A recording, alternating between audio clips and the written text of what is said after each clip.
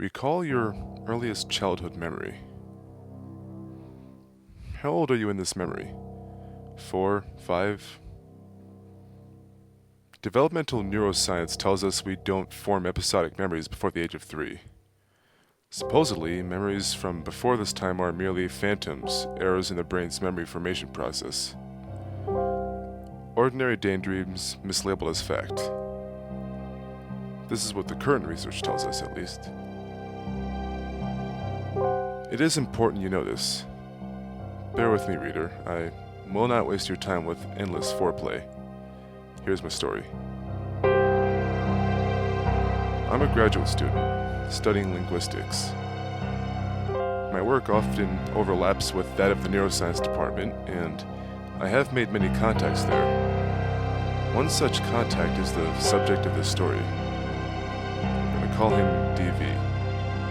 DV is also a graduate student. He studies memory. He uses a procedure called transcranial magnetic stimulation.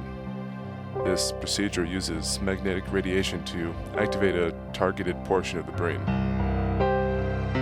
Imagine a magic wand you can point at a cluster of neurons and say, "Dance." And they dance. 2 months ago, DV asked me to assist him in a pet project he was developing. He had assisted me in the past when I was learning to use an EEG machine for my research. I owed him a great deal, so really I had no choice but to help him in his work. DV is what I have instead of friends. So I arrived at his lab after hours as requested. He was waiting by the door. He was wearing his lab coat.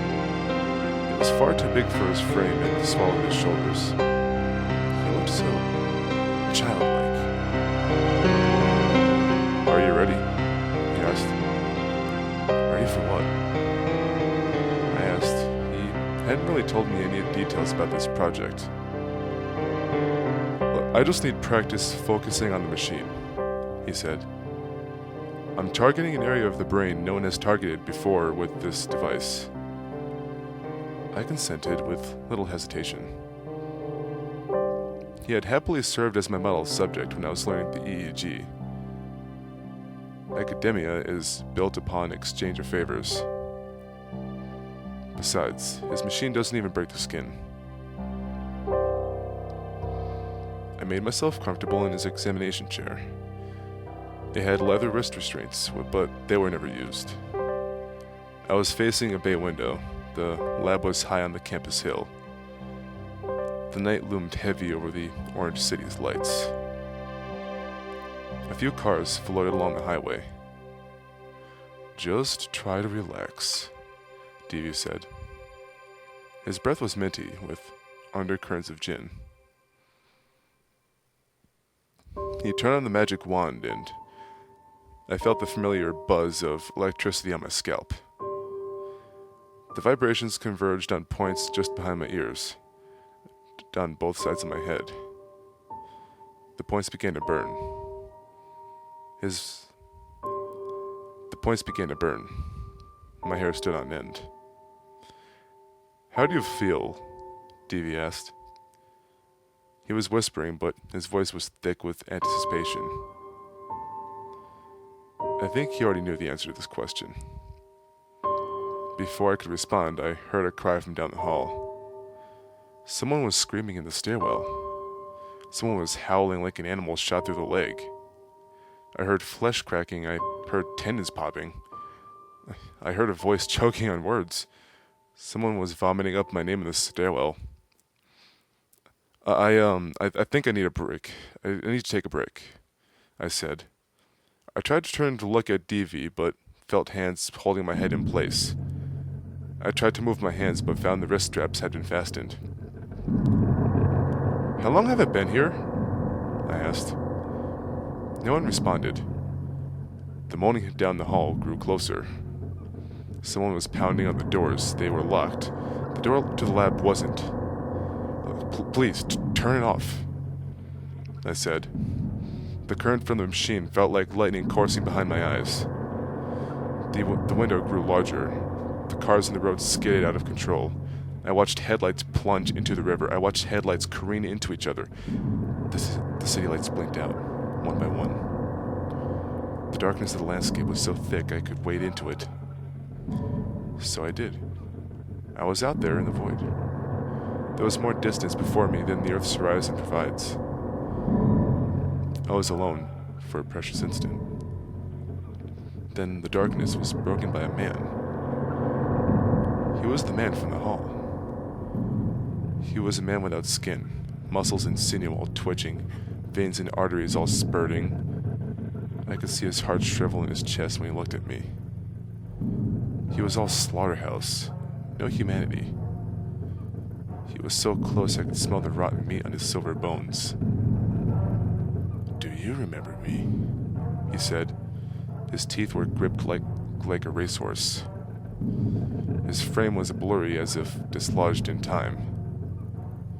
His mouth looked like a slow exposure photo of a burning carcass. "Yes," I said, because I did. When I was young, too young to form memories, I had a dream. In this dream, a man walked behind me and told me things about the universe I didn't want to know. He was a man without skin. He was the man standing before me in this void. He followed me through movie theaters, through city parks, through howling tunnels and unkempt forests and childhood homes, only to find me huddled in the corner of my bedroom closet. He spoke a few words. I don't have words for the things he said.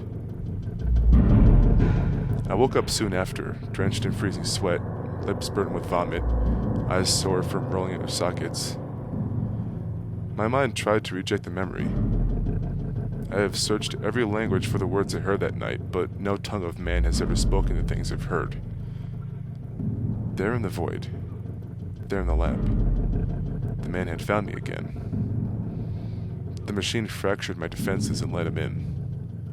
For the second time he spoke those words, and for the second time my mind refused to keep them. At some point, what seemed like an eternity later, DV removed the device from my head. As suddenly as waking from a dream, I came to my senses.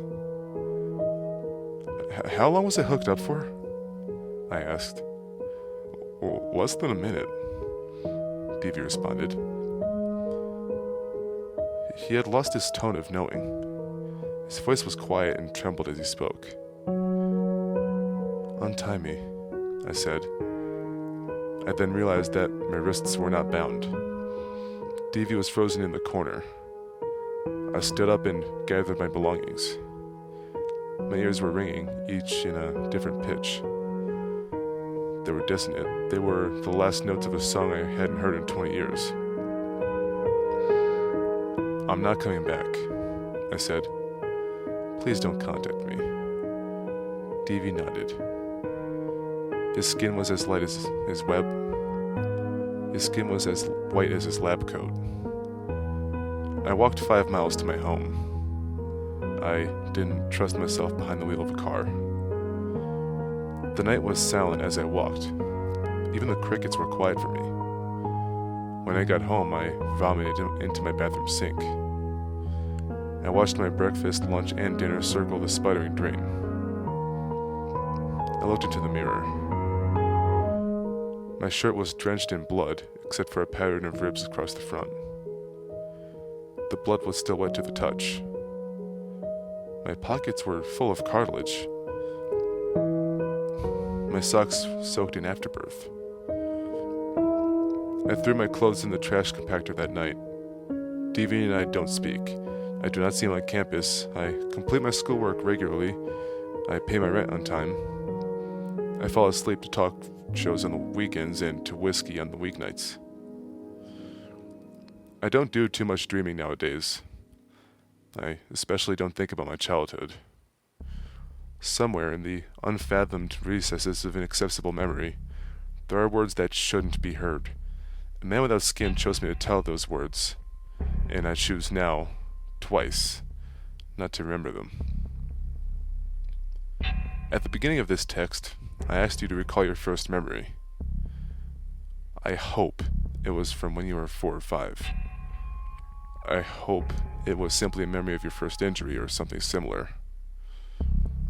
I hope these things because somewhere in your brain there is a memory of something you developed that your brain chose not to remember. I hope these things because the infinite horror of those things forgotten words is too great for the human mind to comprehend. I hope your dreams are blissful and your nightmares leave you happy to be awake. Most of all, I hope that this story keeps you from exploring those damning and boundless vaults of your mind. When we are born, we have no defenses against the world, physical or mental. Perhaps it takes a few years to build these defenses. Perhaps the things we see before are better left forgotten.